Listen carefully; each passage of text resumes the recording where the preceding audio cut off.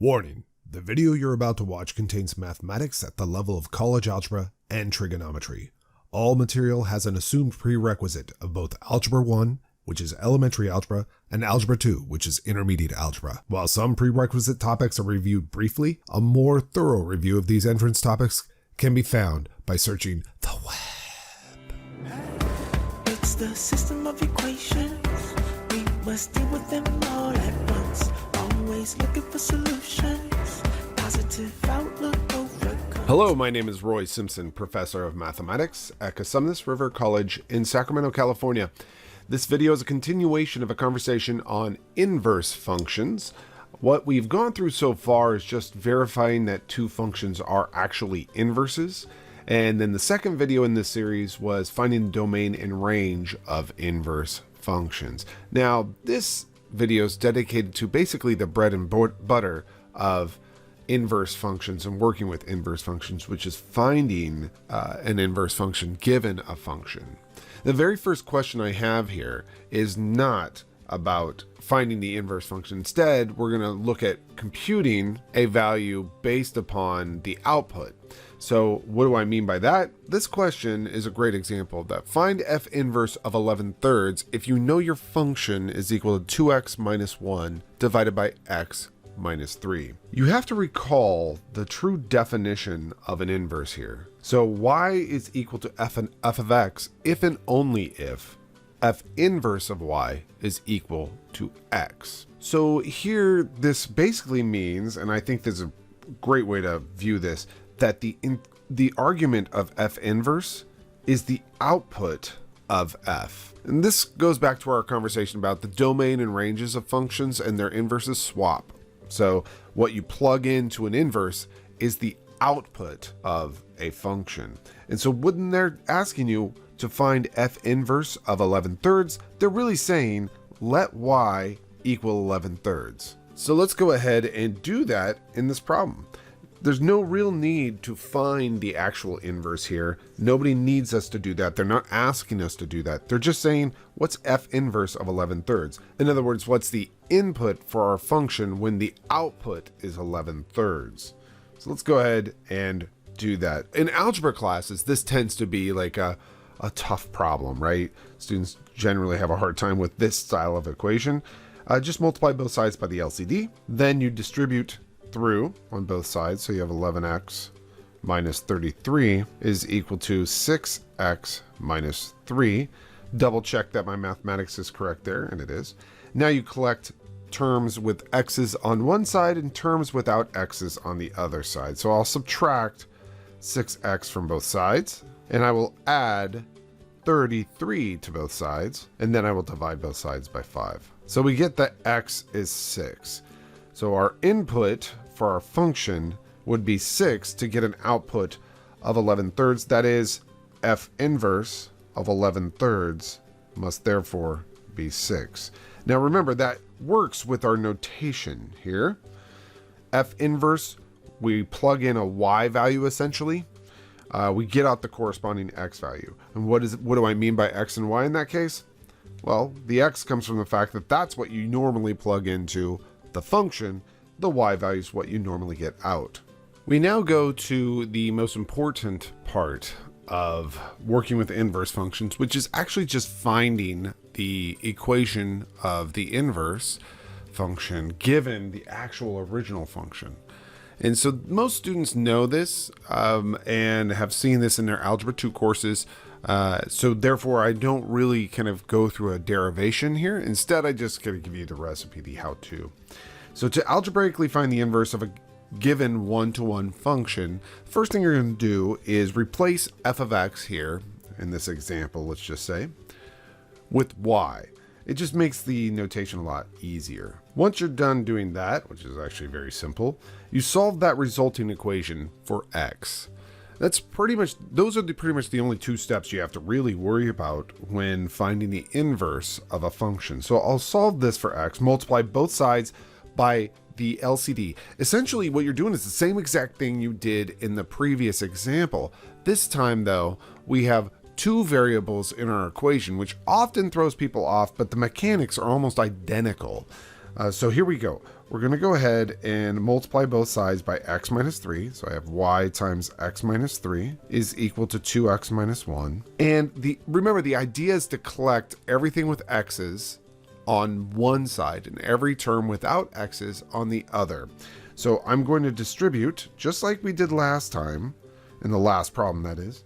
We'll distribute that y. And sorry, my pen is hypersensitive today. So for some reason, it is putting ink on my screen before I even touch my screen. Now I'll go ahead and move all terms with x's to the left-hand side. That's just my personal preference. It doesn't actually matter which way you do it. But I will have xy on the left-hand side minus 2x. And it's equal to, add 3y to both sides, 3y minus 1. So there we have it. All terms with x's on one side, all terms without x's on the other side. And remember, we're solving for x here, so let's go ahead and factor an x out of those two terms that are on the left-hand side. Finally, isolate that x by dividing by the factor there that doesn't contain x. In other words, divide by y minus 2. And as I said, a lot of students in an algebra course find this challenging. You should, at this point, since you're in college algebra, be fairly proficient with this and be able to kind of rocket your way through this. Now, at this point, you have essentially found a formula for the inverse. However, there is a little extra step that most authors will write and most instructors will force you to do, and that is to swap those x and y values. Now, I want to tell you something about that step. That step, swapping the x and y values, is only there because we might want to graph the inverse function. There's really no need to swap x and y otherwise. In fact, you lose a lot of detail when you swap those x and y values, but I'm just giving you a heads up. Your instructor and your online homework systems and stuff like that will likely expect you to swap the x and y variables at this point. And if you think about that logically, the roles of x and y swap anyway when you're working with inverse functions versus the regular function, right? The regular function, f of x, is some output we call y. Its inverse takes that y and turns it back into x. So the roles of y and x swap for the function and the inverse. So it does make sense that you would swap the variables. It seems like that makes sense, but I'm telling you right now, it actually is not the best idea in practice. However, your textbook will force you to do it. That's just how it is. And then this resulting equation right here is actually the inverse function. People will ask, why have I been forced to swap variables this entire time? And the only reason, honestly, is for graphing purposes. If you graph the original function and let me zoom out here. If you graph this original function and want to graph its inverse, and so if you try to graph this, that's the equation without swapping the x and y variables, you will find the inverse function and the function graphs look exactly the same. They're identical. And that's actually not true. They should not be identical. So swapping those variables will give you the graph of the inverse function. And that's why we do that. However, in applications, swapping variables is fairly bad. It's a bad idea. And I think I even mentioned that in this little how-to. Note that last step is technically only necessary if you're going to graph the inverse function. Performing this final step in applications ruins the meaning of the original variables. Now, that previous example is pretty much the hardest example people give when it comes to finding inverse functions. They're not really that terrible. You just, let y equal f of x, solve for x, and then swap x and y in the very end. However, as you go into college algebra and then into pre-calculus, things get a little more complicated. And so this problem right here is a good example of that. You're given a function, g of x, which is 2x squared minus 16x. And you're asked to find a domain on which the function is decreasing and still 1 to 1. We'll tackle that part first. So I want to basically find out, when is this function decreasing and still 1 to 1? You know that that's going to look like a parabola. That's just a no-brainer, right? So the graph is parabolic, which is not going to be 1 to 1 because we'll have a y value, for example, like that y value right there. That, let's just say that was y equals 2 or something.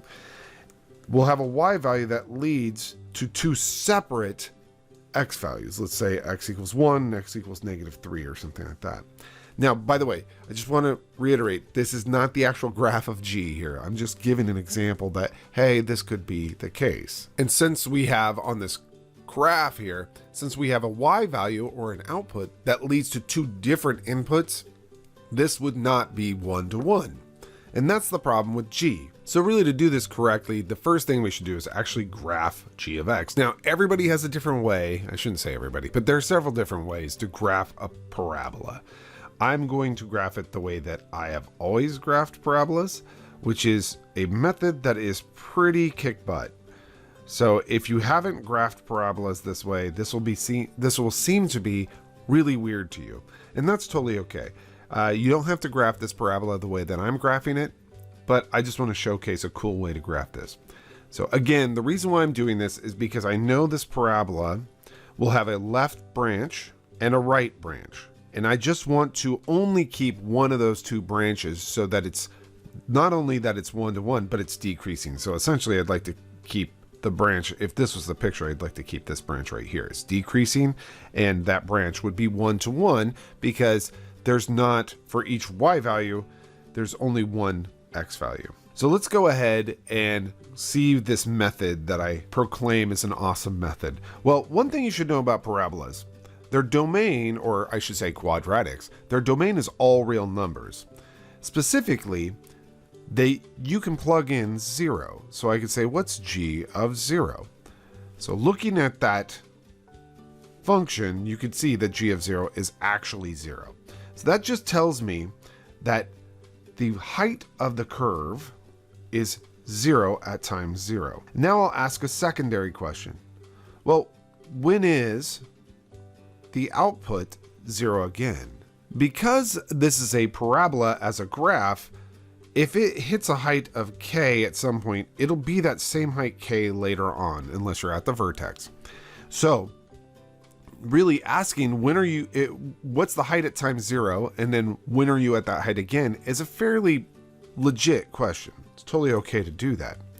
So if I allow myself to let y equals 0 in our function, so that part right there, if I let the output be 0 and solve for x, something magical happens, and it always will. Notice the two terms there both have an x, and actually a 2 in this case, in common. So I'll factor out a 2x. I'll be left with an x minus 8. Now remember, my question was, when is y equal to 0 again? Well, you can see that's going to happen when x is 0 or when x is 8. Let me go ahead and plot that. So at time 8, the function's at a height of 0 again. And I know that the parabola is opening upward because it's a positive coefficient in front of the x squared term. Basically, the leading coefficient is positive, so therefore it must open upwards. And then finally, the last piece is to note that if these 2 points, this point right here and this point right here, occur on the parabola and they're at the same height, halfway between is the vertex. And in this case, that's pretty easy to see what's halfway between x equals 0 and x equals 8. It's going to be x equals 4. And I don't really care about the y value here because, well, we weren't actually asked to graph this, but this is kind of important. So I know that I have a decreasing function from -infinity all the way up to x equals 4. So if I decide to erase the other side of this curve, then I have a wonderful left branch, which is decreasing. So let me go ahead and highlight that. It's a decreasing function. Notice that each y value on this left branch here leads back to a single x value. So it is 1 to 1, which is going to be super duper nice. That's what we're being asked to do. So we have now found a domain on which our function g is decreasing and 1 to 1. It is decreasing in 1 to 1 on the domain negative infinity all the way up to 4. You can actually include 4 in the domain if you wanted to. In fact, it's pretty wise to do that. And now that we have done that, we can say, well, let's find the inverse of this function. Now, we did an example like this in the previous video, and it's very convoluted. It was actually incredibly wordy and messy. But this is kind of the end result of it, is that you are handed a function. It currently is not 1 to 1, so you erase part of it so that it becomes 1 to 1. And now you just say, what's the inverse of that function? And to be honest with you, the initial steps are exactly the same as finding the inverse of any function. You let y equal the output. So y is 2x squared minus 16x. Now I'm going to zoom in because I want to write. And you solve that for x. Now here's the deal that this throws people off. But if I were to try to solve this for x the way it's written, you can't. You cannot solve this for x well, okay, I shouldn't say you can't. You totally can. But a lot of people don't know how to, because there are 2 different powers on x here, so people get thrown off a little bit. But you actually can solve for x. If I told you that instead of y, we had, let's say, 5 or something like that, which that was supposed to be a pen, but it wasn't. So let's pretend for a second that that was a 5, and I said solve for x. How would you do it? Just think to yourself, how would you do it? Well, you probably subtract the 5 from both sides, and I'll erase this in a moment because this was not our actual original equation, but you subtract 5 from both sides. You try to factor that. If it doesn't factor, then you'd use a quadratic formula. And that's exactly what we're going to do. We're going to subtract the y from both sides, and then we'll use the quadratic formula to solve for x. So a lot of people get stuck on that, but it's true that you could totally do that. So the quadratic formula here, let's see, remember, this might be a little bit nicer for you to write. What's playing the role of A is 2. What's playing the role of B is a negative 16. And what's playing the role of C is a negative y. That tends to help people out with a problem like this. Because remember, the quadratic formula tells us that x is equal to a big old fraction where the numerator is the opposite of b plus or minus the square root of b squared minus 4ac all over 2a. So I'm just going to insert in those blue values over there to the right. So this is going to equal the opposite of b, which is 16, plus or minus the square root of that b being squared, which is 256, minus 4 times a times c all over 2a. And now we're going to do a little cleanup here. Obviously, it's a little bit of a mess, but we can clean this up nicely. So I'm going to keep that 16 upstairs just for the time being. We have 256. Let's see, that's plus 8y all over 4. So I'm just performing my arithmetic first. Let's perform more arithmetic here. Notice 256 and 8 are both divisible by 4. Technically, they're both divisible by 8. But I can't easily take the square root of 8, but I can easily take the square root of 4. So I'm going to factor a 4 off of both of those. 4, and I'm left with, let's see, 4 times, I'm going to say 64. I think that's right. Plus 2y all over 4. And now, a little more arithmetic. I haven't actually done very much in the way of algebra here, so this should not be terribly confusing. The algebra that I've done is the quadratic formula. And now a little bit more arithmetic. I'm going to break this fraction into 2 pieces. 16 over 4, which is 4, plus or minus. 2 over 4, which is 1/2. Square root of 64 plus 2y. As a reminder, we're being asked to find the inverse of g of x on this domain restricted region. And so to find the inverse, we let y equal g of x, and we start solving for x. And that just means, in this case, because it's quadratic, I move the y over and use the quadratic formula. and I find out that solving for x, I get that x is equal to 4 plus or minus 1/2 the square root of 64 plus 2y. Well, remember, this is a function, and so there should not be options. It shouldn't be like, oh, the output's gonna be 4 plus this or minus that. You can't have that. So there's gonna be an issue here. The issue can be solved right now. So before we swap variables, this is actually another reason why I don't like swapping variables. Before you swap the variables, take a note of your domain. All the x values should go from -infinity up to 4, including 4. It shouldn't go above 4. We don't want x to go beyond 4. In fact, let me write that down. I'll write it down below here in red. But we don't want x to be greater than 4. Well, if you look at our two options here, x is going to be either 4 plus something or 4 minus something.